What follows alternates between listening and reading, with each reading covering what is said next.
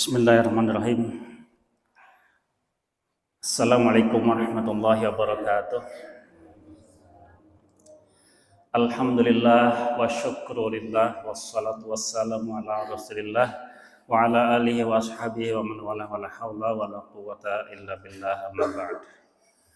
Puji syukur kehadirat Allah Subhanahu wa taala yang dengan segala kenikmatan dan rahmatnya kita diringankan langkah menuju ke masjid dalam rangka taqarrub ilallah, dalam rangka zikrullah, dalam rangka kita taat pada Allah Subhanahu wa taala sebagai bukti syukur yang kita lakukan terhadap segala kenikmatan yang Allah berikan pada kita. Dan syukur itu adalah kita menggunakan, memanfaatkan apa yang Allah berikan kepada kita dan kemudian kita optimalkan, yaitu dengan taat pada Allah Subhanahu wa taala sebagai seorang hamba, dan kemudian mudah-mudahan sebagaimana yang Allah janjikan pasti Allah akan menambah kenikmatan tersebut. Salawat serta salam semoga Allah limpahkan pada Rasulullah SAW yang dengan perantaraan beliau kita mendapatkan hidayah dari Allah Subhanahu wa taala, kita bisa menerima Islam, kita beriman pada Allah dan pada Rasulnya.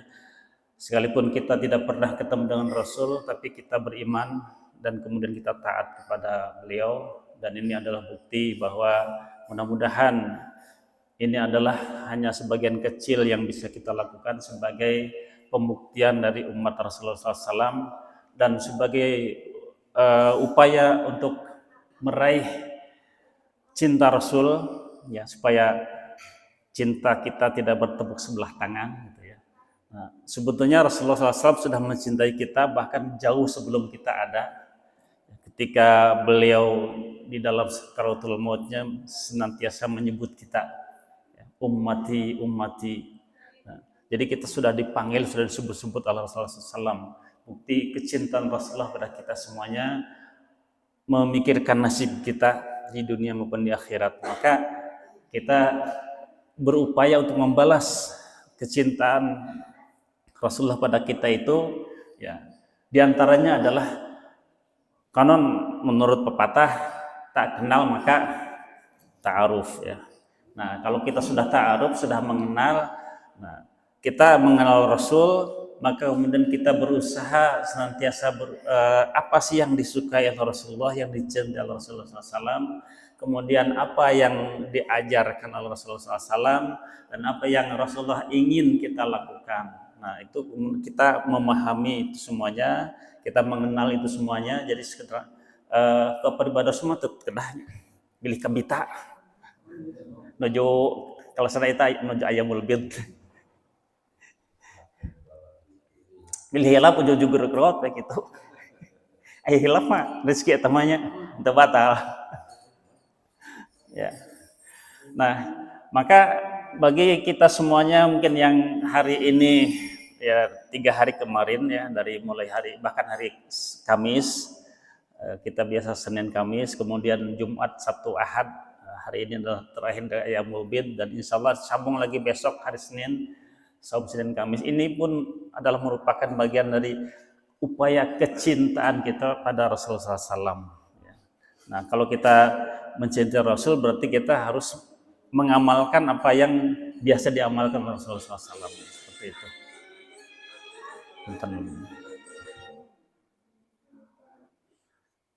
Nah, sebelum kita membahas berkaitan dengan fiqh sirah, ya, tema kita adalah fiqh sirah nabawiyah. Kita berusaha untuk mengkaji sejarah Nabi Muhammad SAW. Ya, kemudian pada pagi ini kita akan membahas berkaitan dengan Ghazwah Badar atau Perang Badar. Perang Badar ini terjadi pada bulan Ramadan. Karena di bulan Ramadan kajian di sini libur, jadi saya dimajukan di bulan Sya'ban, pertengahan Sya'ban. Kalau di Al-Arab saya upayakan untuk tidak libur jihadnya, tetap ada itu.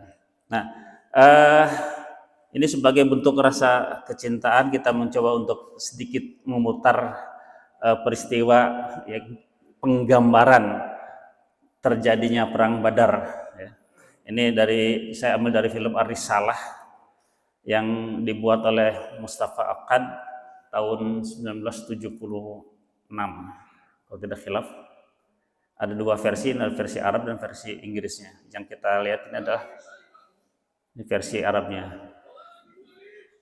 Suaranya kecil.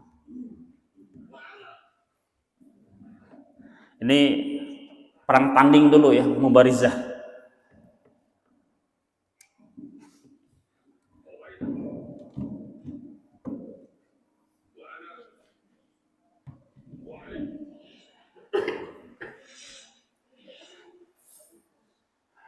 Dari pasukan Islam itu Hamzah, nah yang paling sebelah sana itu Hamzah, kemudian Ali bin Abu Thalib dan Ubaidah.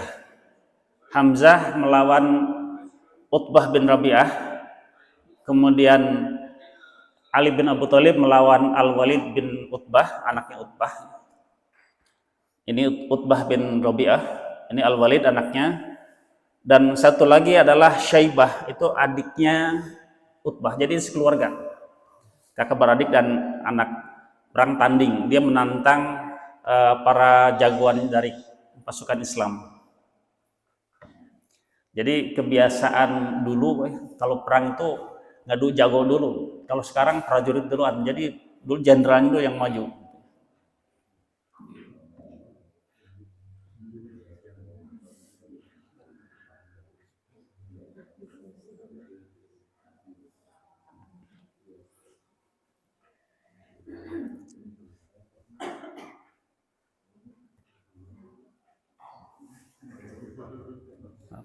Ini memang suaranya kecil. Saya cari-cari di YouTube juga yang kualitas gambarnya paling bagus ini. Ini sebetulnya subtitlenya itu bahasa Belanda. Saya tutup. Nah, ada yang suaranya bagus, keras, tapi kualitas gambarnya kurang bagus. Buram.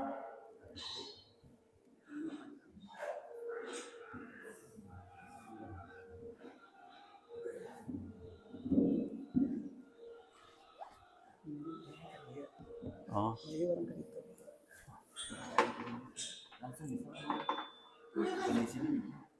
Kan?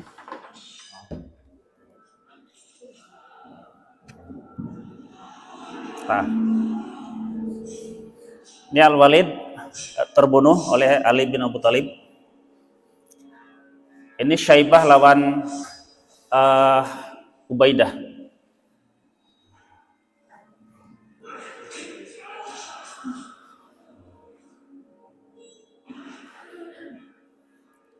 Ya. Ubaidah berhasil membunuh Syaibah, tapi beliau pun terluka dan kemudian tidak lama kemudian syahid pula.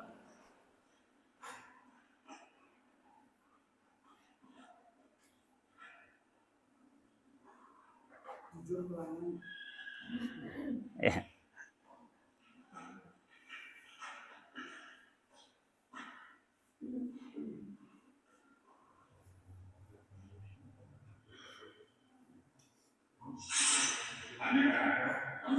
Nah, yang tadi memberikan perintah itu adalah Abu Jahal.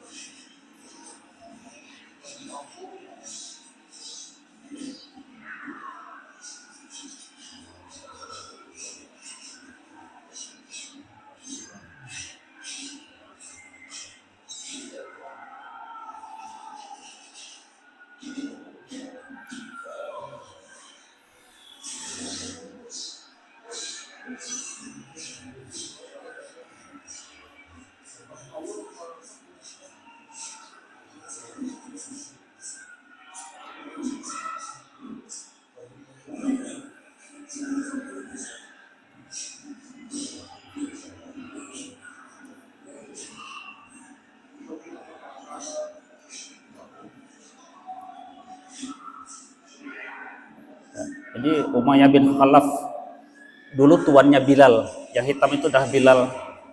Ini Bilal, dia membunuh dulu bekas tuannya, yaitu Umayyah bin Khalaf, salah seorang jenderal Quraisy. Ini Abu Jahal.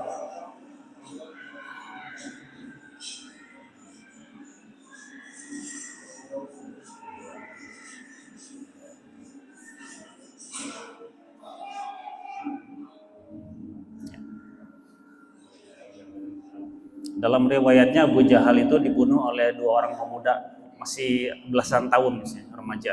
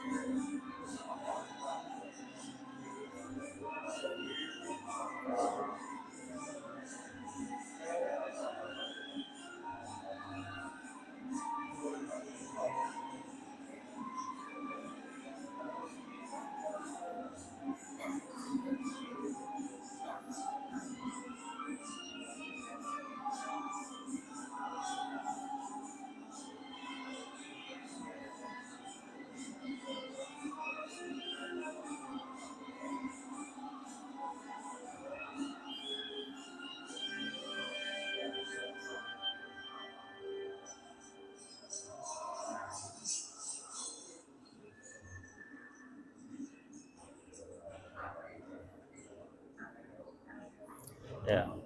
Tawanan perang Quraisy, Rasulullah SAW tidak ridho, tidak suka kalian mengikat tawanan perang seperti binatang. Jadi dilepaskan, jangan diikat.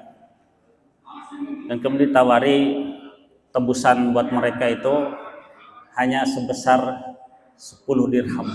Jadi kecil sekali. Dan bagi yang bisa baca tulis, ya, dan bisa membaca dan menulis, tebusannya adalah mengajarkan kepada 10 orang muslim yang buta huruf. Nah, dan mereka akan dibebaskan. Itu tebusan bagi tawanan perang. Dan di dalam Islam, mereka ini tawanan perang ini karena tidak punya penjara, tidak punya rumah tahanan, maka dititipkan di setiap para sahabat. Jadi setiap sahabat itu dititipkan satu orang tawanan perang. Dan kemudian mereka berkewajiban untuk memberi makan, memberi tempat tidurnya, memberi semua keperluan mereka, diperlakukan secara manusiawi. Dan dengan perlakuan seperti itulah justru menjadi daya tarik orang-orang non-muslim. Hanya mereka ketika setelah dibebaskan, dilepas, mereka kembali ke Makkah, kemudian balik lagi ke Madinah dan menyatakan diri masuk Islam. Karena ternyata Islam itu memiliki akhlak, umat Islam memiliki akhlak tidak seperti yang mereka gambarkan, mereka bayangkan semula. Seperti orang-orang barat bagaimana menggambarkan Islam itu barbar itu ya, radikal, keras dan sebagainya. Tapi ternyata memiliki akhlak yang lemah lembut, akhlak yang demikian bagus, sehingga justru dengan kekuatan akhlak inilah umat Islam semakin bertambah, semakin kuat. Baik, itu tadi kita menjadi sufi ya, suka film. Nah, film Ar-Risalah ini dulu sempat menjadi referensi utama lah dalam hal, walaupun sebenarnya bukan referensi yang aslinya, tapi referensi secara visual gitu. Karena biasanya ketika digambarkan dengan film itu mudah anak-anak terutama untuk mengingat, orang dewasa juga sama gitu ya. Mengingat dahsyatnya kejadian pada saat itu. Baik, kita akan langsung kepada pembahasannya.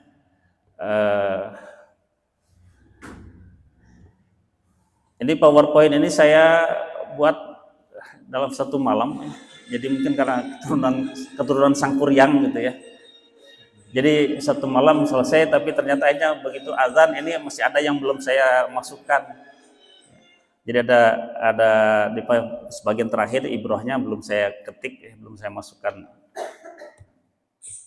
Nah, di bagian awal ini sama seperti slide yang sebelumnya. Dan setiap kajian Sirah Nabawiyah ini selalu ada, saya tampilkan, termasuk ayat ini. Laqad kana fi qasasihim ibratun liulil albab. bahwa dalam setiap kisah-kisah mereka itu terdapat ibrah bagi ulil albab, dan benar-benar kita adalah ulil albab yang bisa mengambil pelajaran dari setiap kejadian. Referensi utamanya adalah buku Fiqhus Sirah Nabawiyah karya Dr. Said Muhammad Ramadan Al-Buti. Beliau sudah sudah meninggal. Ini kajian referensi tambahannya.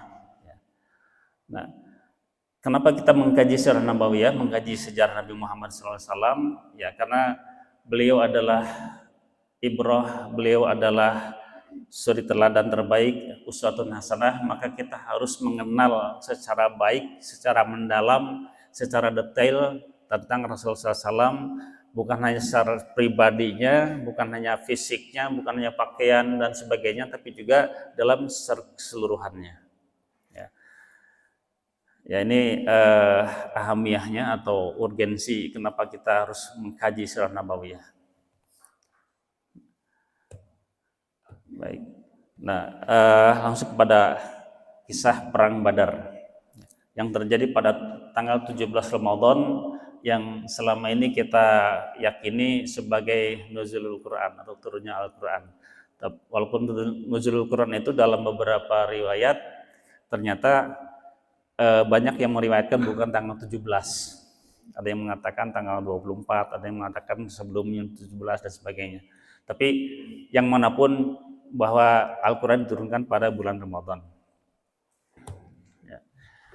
Ini peta kota Madinah Al-Munawwarah di atas, ya, di bagian utara, di sebelah, saya lupa tadi rusuhan tidak bawa pointer. Nah, di bawah adalah Makkah Al-Mukarramah. Sedangkan Badar itu ada di sebelah selatan Madinah, kira-kira jaraknya antara 150 sampai 200 km lah. Nah, kemudian jarak dari kota Makkah itu hampir 400 km.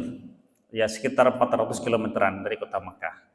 Dan merupakan jalur antara kalau orang-orang Mekah mau ke Syam, mereka berdagang ke Syam, Suriah, ya, Syria, Palestina, dan wilayah-wilayah lainnya.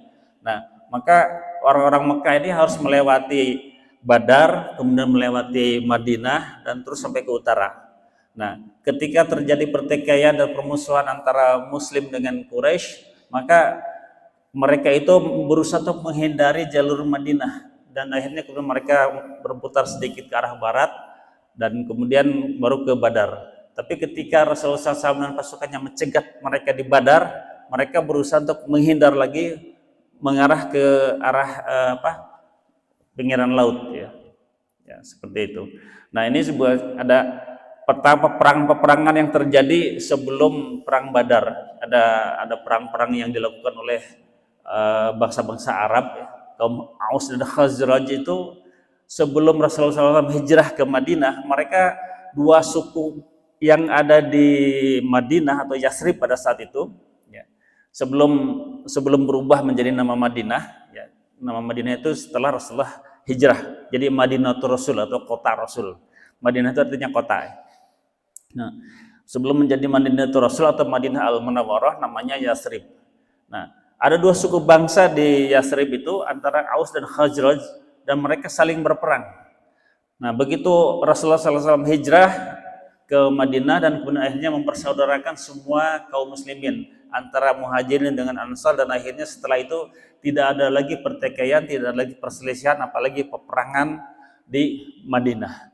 Bahkan dengan orang-orang sekitarnya, yaitu kaum Yahudi, ada Bani Qainuqa, ada Bani Nadir, ada Bani Quraidah, ada Khaybar, dan yang lain-lainnya, akhirnya kemudian dipersatukan, diikat melalui perjanjian oleh Rasulullah SAW melalui Piagam Madinah.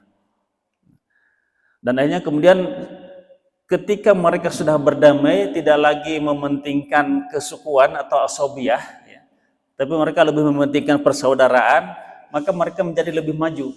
Ya.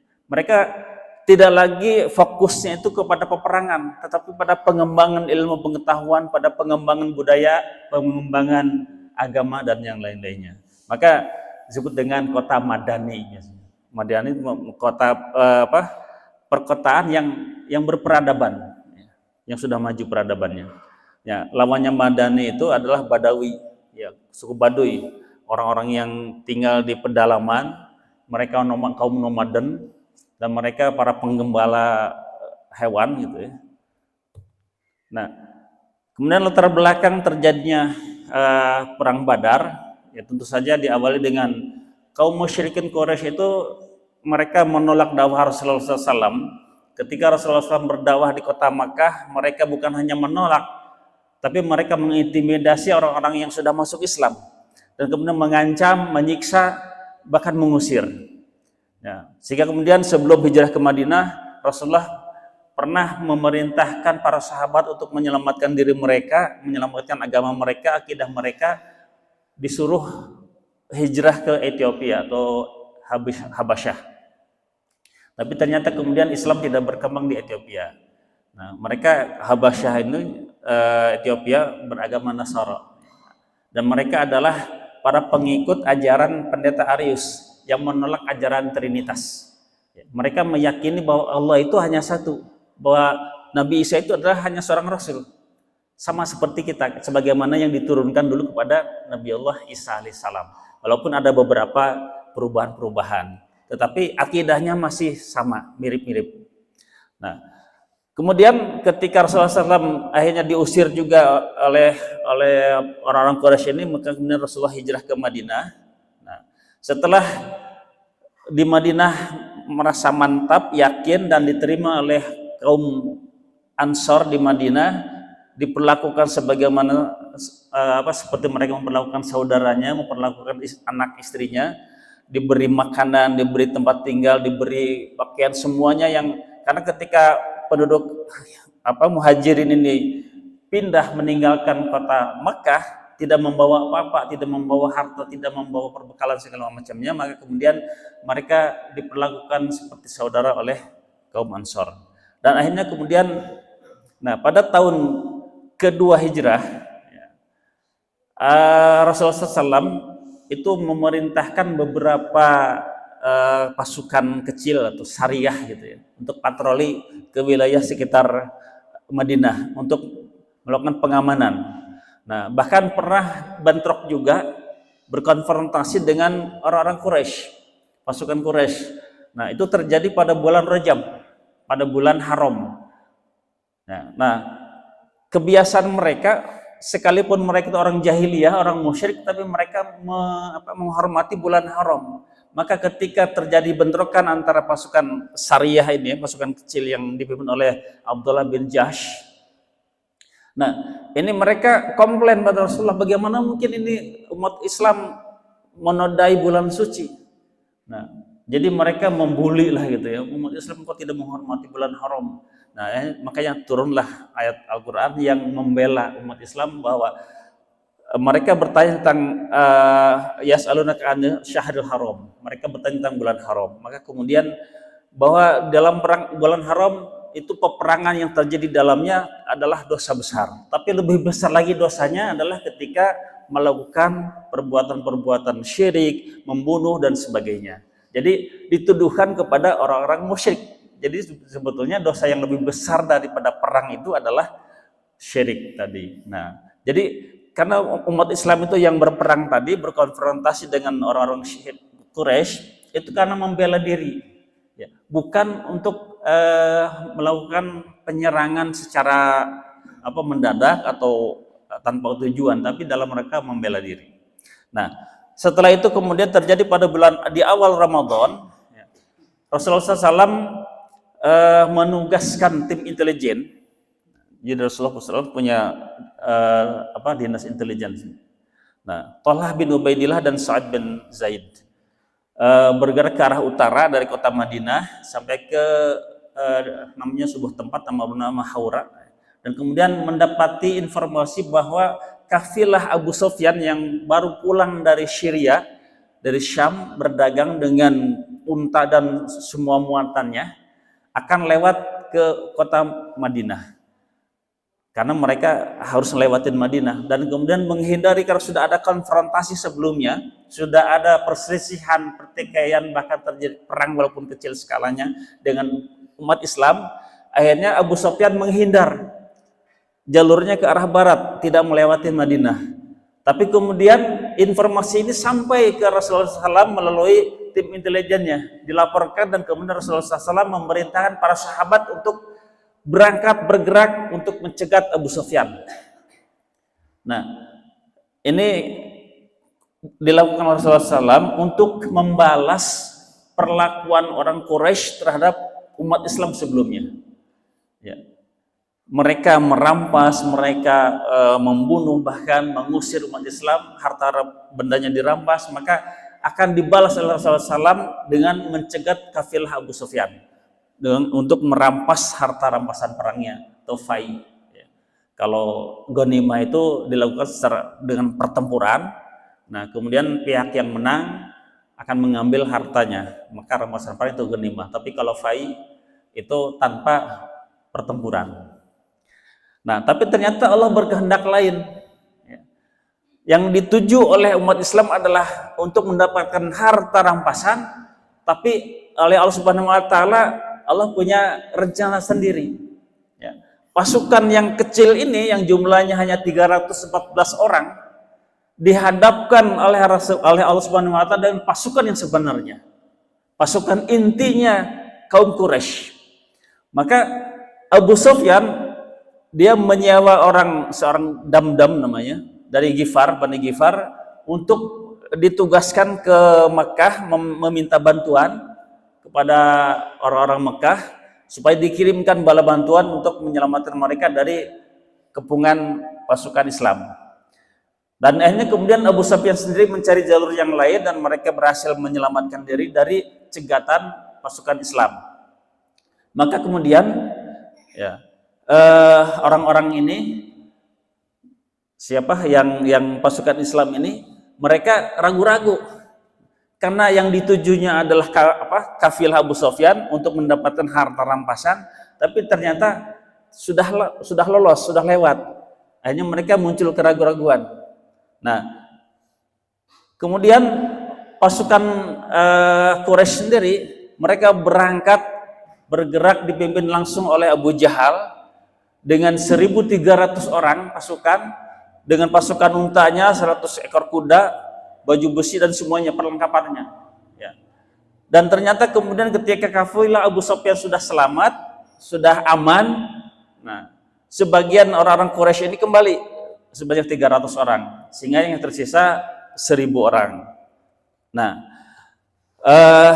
kemudian yang 1.000 orang ini bersikeras mereka ingin menghancurkan pasukan Islam dan membunuh Rasulullah SAW. Karena kalau dibiarkan hidup, ini akan mengganggu stabilitas mereka, akan mengganggu Tuhan-Tuhan mereka, akan mengganggu bisnis mereka, akan mengganggu kehidupan sosial mereka dan lain-lainnya. Maka kemudian ya, setelah muncul keraguan-raguan di kalangan kaum muslimin, Rasulullah SAW memanggil para sahabat utama, Abu Bakar, Umar, kalau Utsman juga dipanggil, tapi Utsman tidak ikut ya, tidak ikut dalam perang Badar karena pada saat itu istri Utsman, yaitu putri Rasulullah SAW, dalam keadaan sakit, dan Utsman minta izin pada Rasulullah untuk menjaga istrinya. Nah, para sahabat utama ini dipanggil Rasulullah SAW dan kemudian diadakan musyawarah. Ya, Rasulullah sebagai seorang jenderal besar, seorang pimpinan tertinggi, seharusnya memiliki veto, memiliki hak veto, hak menentukan bahwa ini perang dilanjut ataukah tidak. Tapi ternyata Rasulullah SAW mengutamakan musyawarah, memanggil orang-orang yang sudah berpengalaman, sudah senior dalam hal peperangan dan sebagainya. Karena di kalangan mereka juga ada ahli strategi perang. Dan kemudian akhirnya keputusannya mereka melanjutkan peperangan supaya tidak dianggap bahwa umat Islam lemah, umat Islam penakut, umat Islam epes meer, memeh dipacok. Nah, akhirnya kemudian mereka melanjutkan pertempuran, tetapi Rasulullah meminta jaminan. Sebelum bergerak menuju ke Badar, Rasulullah meminta jaminan, bagaimana menurut pendapat kalian? Rasulullah bertanya sampai 3 kali. Nah, sahabat menjawab dari kalangan muhajirin, diantaranya adalah Miqdad bin Aswad, ya Rasulullah, kami tidak akan berkata seperti orang-orang Bani Israel yang mengatakan kepada Nabi Musa, "Izhab anta wa rabbaka faqatila inna huna qaidun." Ya Musa, Bani Israel ini ketika disuruh oleh Nabi Musa untuk masuk ke Palestina, nah, Bani Israel mengatakan, "Ya Musa, pergilah kamu dan Tuhanmu dan berperanglah kalian berdua. Dan kami akan duduk-duduk di sini. Kalau kalian menang, kami akan masuk. Kalau kalian kalah, ya wayahna, kita tidak akan ikut-ikutan." Kayak itu orang Bani Israel. Orang ngajarnya pada nabinya sendiri, bahkan pada Tuhannya. Nah, dan Mikdad bin Aswad mengatakan, kami tidak akan mengatakan seperti Bani Israel, tapi kami akan mengatakan, "Ya Rasulullah, pergilah Anda berperang dan kami akan menyertai Anda kemanapun Anda pergi." Ini jaminan dari sahabat Muhajirin. Rasulullah merasa reg-reg dengan ada jaminan tersebut, tapi Rasulullah belum yakin. Rasul terus bertanya. Akhirnya kemudian seorang sahabat dari Ansar bertanya, "Ya Rasulullah, apakah yang Anda maksud adalah kami?" Benar. Maka kemudian seorang sahabat Ansor menjawab, ya, yaitu Sa'ad bin Mu'adz, "Kami telah beriman kepada Anda dan kami membenarkan Anda, ya Rasulullah SAW. Dan kami akan senantiasa bersama Anda berperang dengan sabar dan bersungguh-sungguh." Ketika mendengarkan jawaban dari kaum Ansor, Rasulullah merasa nyaman dan akhirnya kemudian melanjutkan untuk bergerak menuju ke Badar. Nah, sampai di wilayah Badar, Badar itu sebuah lembah, di situ ada oase, ya, ada sumber mata air, ada sumur Badar. Nah, Rasul sampai ke Badar dan kemudian memerintahkan pasukan untuk membuat kubu pertahanan. Kemudian ada seorang sahabat bernama Khabbab bin Munzir bertanya, "Ya Rasulullah, apakah ini berdasarkan wahyu ataukah ra'yu?" Berdasarkan wahyu dari Allah Subhanahu wa taala, kalau berdasarkan wahyu, sami'na wa ata'na, kami tidak akan bertanya lagi. Pasti ini sudah benar. Tapi kalau berdasarkan ra'yu, berdasarkan pendapat Anda, maka saya mengusulkan ada pendapat yang menurut saya lebih afdal, lebih utama. Nah, akhirnya Khabbab mengusulkan, "Ya Rasulullah, kita kuasai sumur Badar. Nah, kemudian kita buat kolam penampungan air, kita timba sumur Badar sehingga dikeringkan airnya, kita isi tempat-tempat air milik kita, dan kemudian kolam penampungan air pun kita isi penuh dengan air sehingga sumur Badar kosong dan kemudian ditimbun dengan batu-batu." Nah, ini salah satu kunci kemenangan. Ini sebenarnya di Ibrah, tapi saya bahas sekarang mesti nanti tidak sempat. Salah satu kunci kemenangan adalah kuasai sumber daya alam, terutama air. Nah, air di Indonesia melimpah, tapi dijual dengan merek-merek terkenal, milik orang lain. Ada juga milik umat Islam gitu ya, milik lokal, milik pribumi, tapi skalanya kecil. Tapi yang mendunia orang lain. Ya, tahulah mereknya apa. Dan itu sumber airnya luar biasa. Caket lemur Paiwan. Nah, seperti itu. Nah, jadi ketika menguasai sumber daya alam, maka orang-orang akan merasa tergantung dengan pemilik sumber daya, penguasa sumber daya alam. Kekayaan alam di Indonesia itu melimpah, tapi semuanya dikuasai oleh bukan orang-orang pribumi Indonesia, apalagi umat Islamnya, tapi justru oleh orang luar. Sehingga kemudian segala sesuatunya, ekonomi segala macam, kita tergantung kepada orang lain yang menguasai sumber daya alam kita. Ya, baik. Kemudian setelah itu, atas usulan dari Khabbab bin Munzir, Rasulullah SAW menyetujuinya dan memuji usulan tersebut. Ini adalah strategi yang paling hebat. Maka kemudian dibuatlah sebagaimana yang diusulkan oleh Khabbab bin Munzir tadi. Nah, kemudian dalam pengaturan pasukan, Rasulullah sudah membuat sedemikian rupa panji atau bendera perang, ya, royah. Royah ini tulisannya warnanya putih, warna kainnya hitam, ya, bendera perang. Nah, itu dipegang oleh Mus'ab bin Umair. Mus'ab bin Umair ini adalah seorang pemuda belasan tahun yang sebelum Rasulullah hijrah, ditugaskan untuk berdakwah ke kota Yathrib atau Madinah.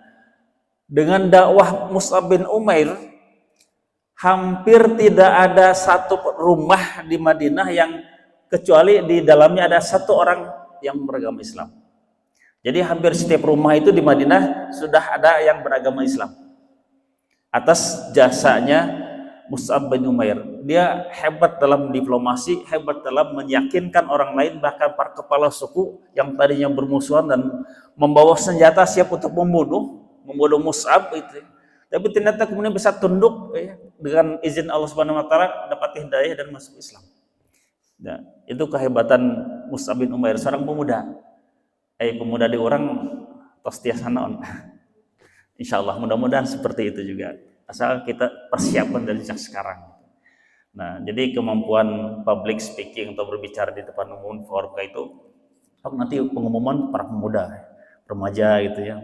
Jadi sebelum kultum tarawih itu ya ada sedikit waktu, beri kesempatan pemuda untuk remaja untuk tampil mengumumkan, sekedar pengumuman aja. Jadi melatih mereka untuk berani tampil, berani berbicara di depan umum.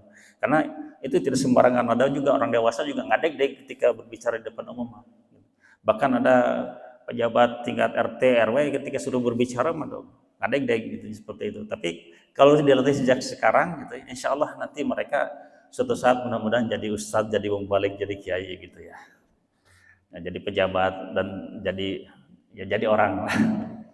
Baik. Kemudian Panji Muhajirin ya dipegang oleh Ali bin Abu Thalib ya, dari Ansar oleh Sa'ad bin Mu'adz, dan kemudian pasukannya dibagi menjadi 3 pasukan besar ya. Ada pasukan utama dipimpin oleh Rasulullah SAW, dan di situ juga ada Hamzah ya. Jadi Rasulullah memerintahkan instruksi langsung, dan kemudian Hamzah menerjemahkan instruksi Rasulullah SAW dan kemudian menyampaikan kepada pasukan yang lainnya. Nah, jadi Hamzah ini istilahnya media itu, penerjemah ya, penerjemah instruksi Rasulullah SAW menjadi dari strategi menjadi taktis. Nah, kemudian pasukan sebelah kanan Zubair bin Awam ini kaum Muhajirin ya, dan juga Miqdad bin Amr dari kiri juga Muhajirin, dan mereka semuanya adalah orang-orang yang jagoan dalam pertempuran. Baik. Nah, pada malam harinya, malam Jumat tanggal 17 Ramadan. Nah, ini dikuasakan Allah Subhanahu wa taala pada saat itu musim kemarau, musim panas, dan ketika pertama kalinya disyariatkannya saum Ramadan ya. Jadi saum Ramadan itu pertama kali diperintahkannya tahun 2 Hijriah. Nah, jadi ketika ada perintah untuk saum, pada saat yang sama turun juga perintah untuk perang. Nah, ketika malam hari ya, dalam keadaan panas, mereka gemetar, mereka ngedeg-deg, kumaha isukan, kumaha nasib umat Islam kalau saja mereka terbunuh sekarang, udah habis semuanya. Keluarga kumaha, anak kumaha jadi anak yatim, istri jadi janda dan sebagainya. Wah, mikirnya macam-macam lah gitu. Nah, Allah Subhanahu wa taala menurunkan hujan, dan hujannya merasa reda, mereka tentram, nyaman, dingin, dan akhirnya mereka dibuatkan ngantuk Allah Subhanahu wa taala ya.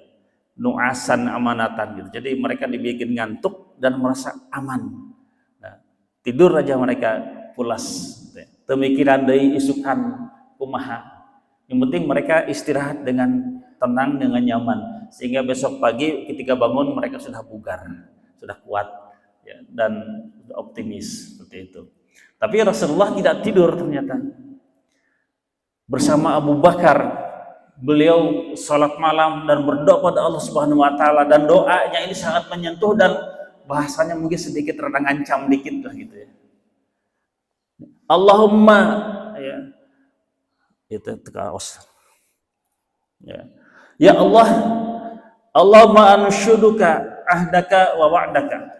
Ya Allah, aku memohon ketetapanmu dan janjimu, supaya Allah menepati janjinya untuk memberikan kemenangan. Jadi nagih rada keras.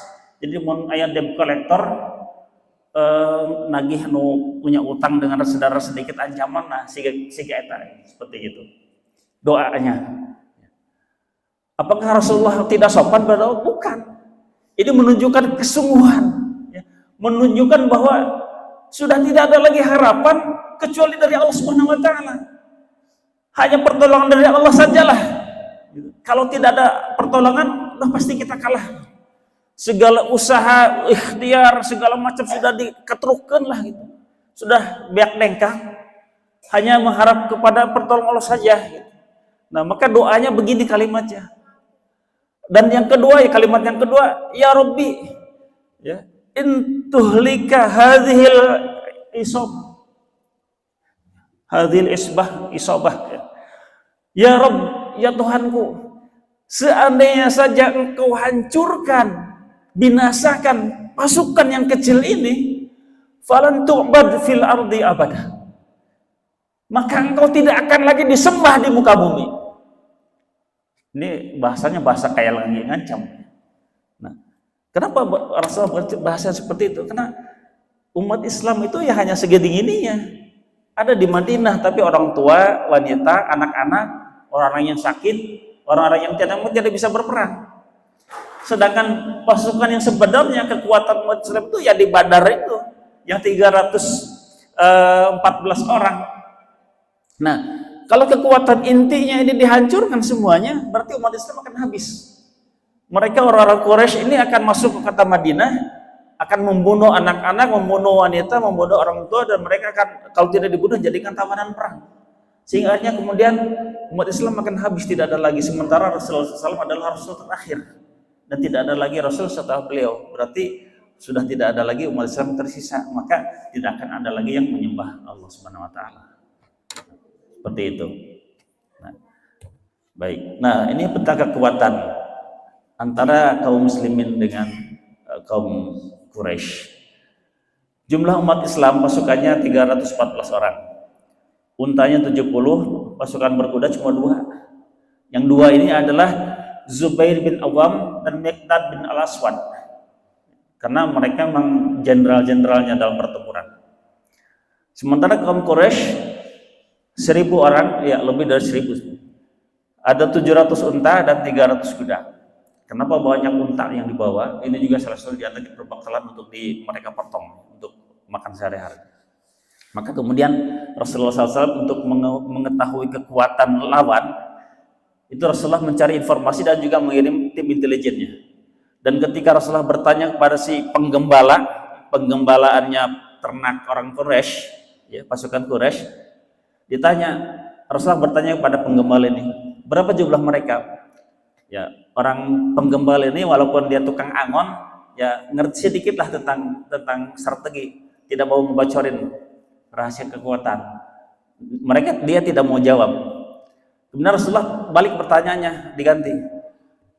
Berapa ekor setiap hari yang dipotong? Unta. Ya. Berapa ekor setiap hari unta yang dipotong? Ya antara 9 dan 10 ekor lah. Kalau nanya unta yang dipotong nggak akan ditutup-tutupi. Tapi kalau nanya jumlah pasukan ditutupi, dirahasiakan. Rasulullah bertanya, unta yang dipotong sabar anu dipencit. Antara 8 10 lah setiap hari. Oh, berarti jumlah mereka 1000. Satu ekor unta itu untuk 100 orang. Ya. Jadi yang dipotong jumlahnya pasukannya ada 1000 orang. Nah, itu cara Rasulullah mencari informasi. Ada lagi ketika ada seorang tua nanya, "Kaheula bejaan heula maneh saha?" "Oh, sok saya bejaan, tapi bejaan heula maneh, saya akan bejaan saya saha," kata Rasulullah. Nah, akhirnya kemudian karena saling berjanji akan menceritakan siapa dirinya, identitasnya.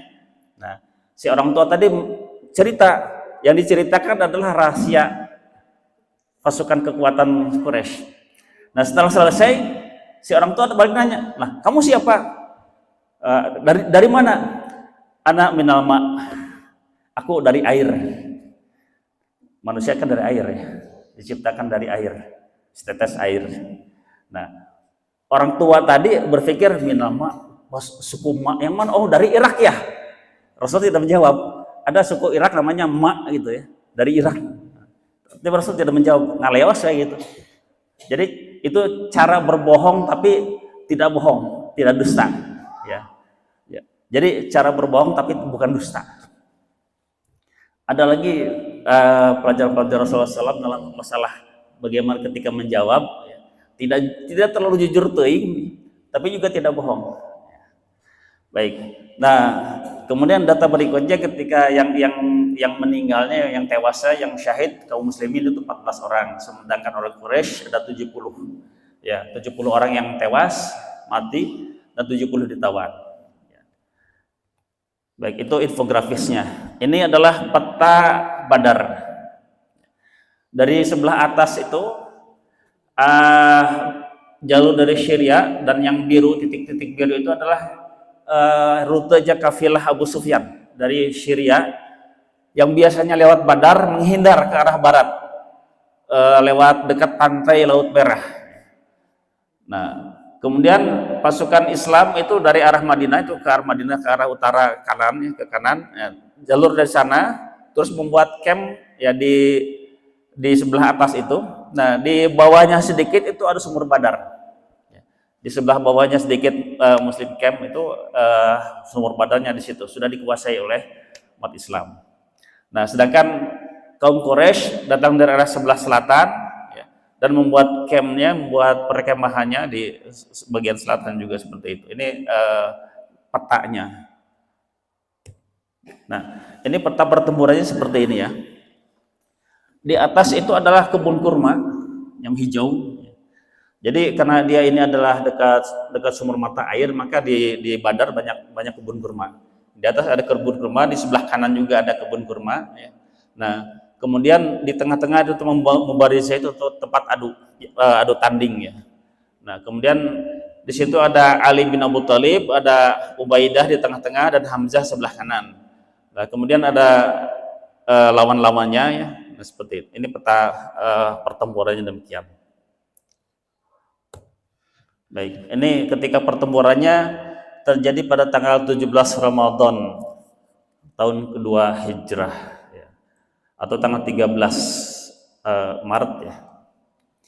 Nah, di dalam Al-Quran peristiwa ini disebut dengan Yaumul Taqal Jam'an atau Yaumul Taqal Jam'an, hari bertemunya dua pasukan.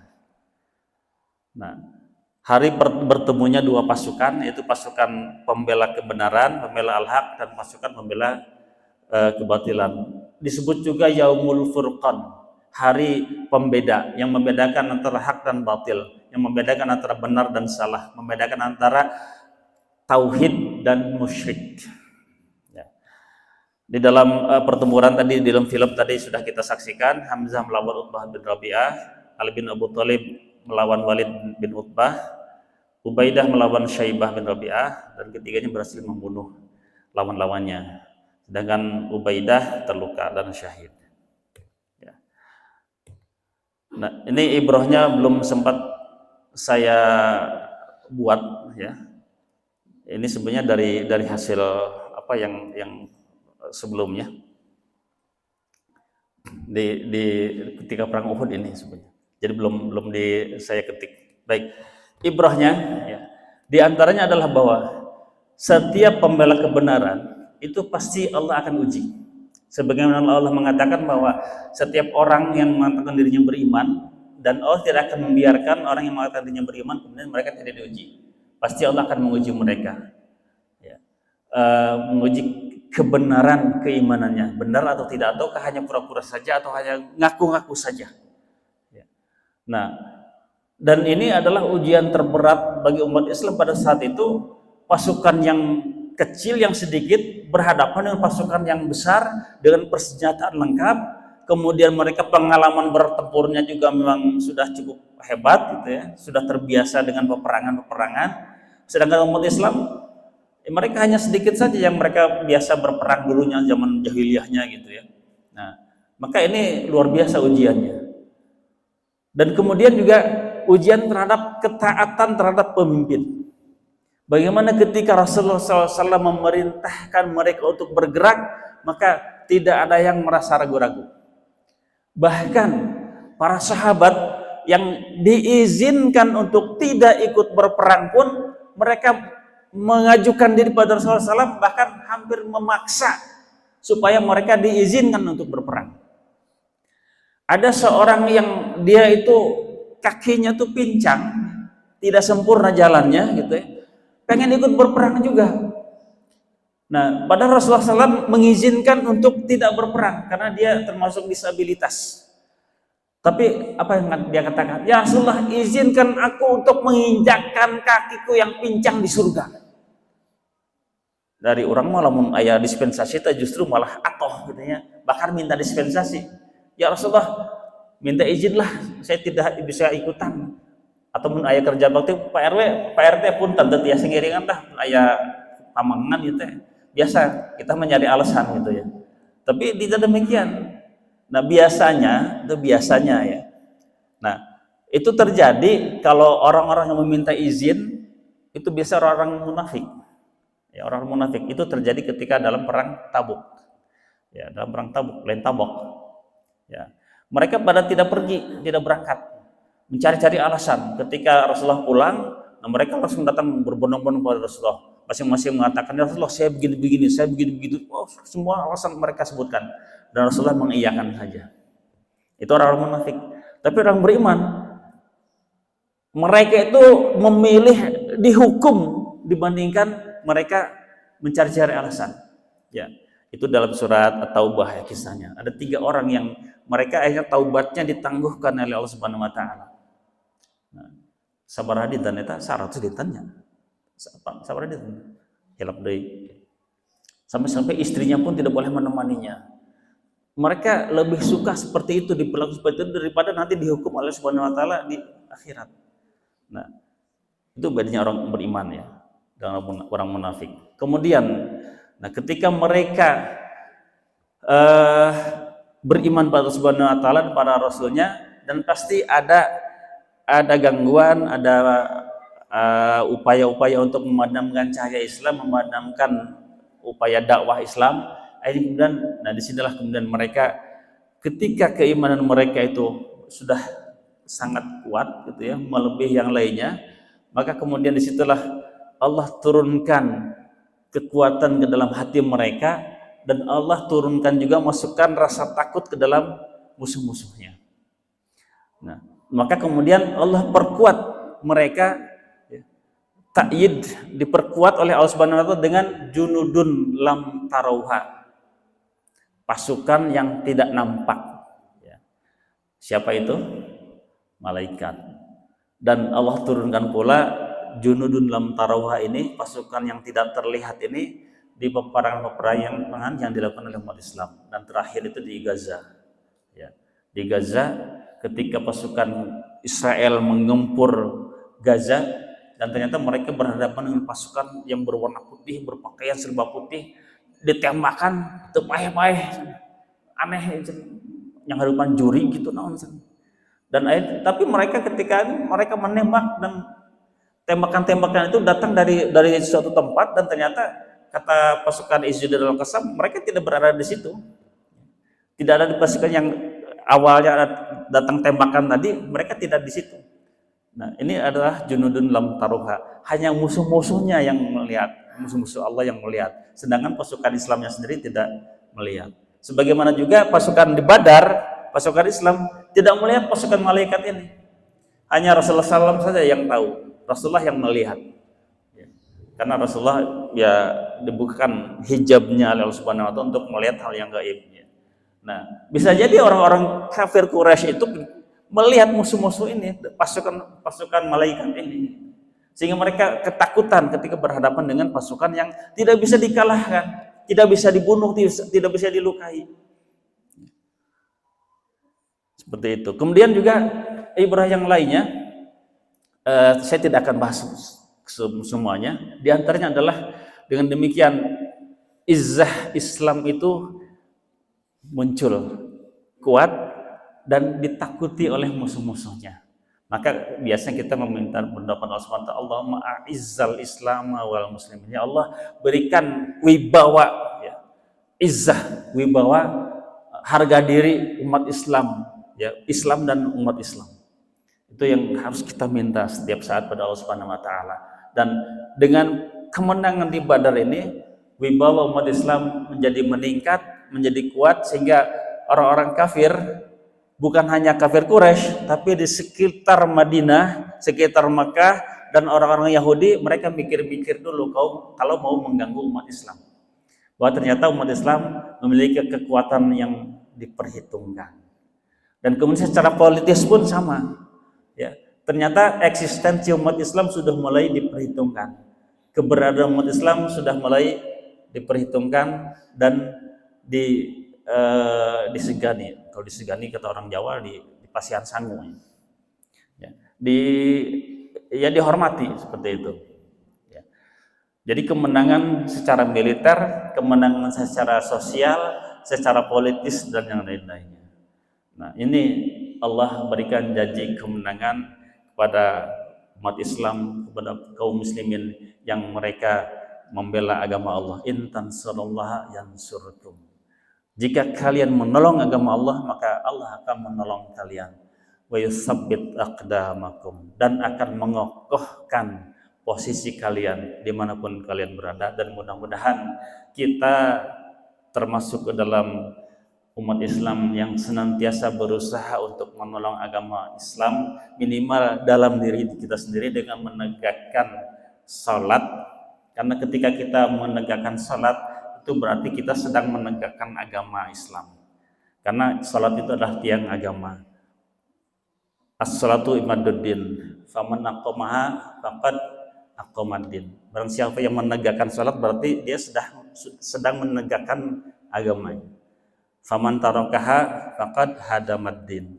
Barang siapa yang meninggalkan salat berarti dia sudah menghancurkan agama.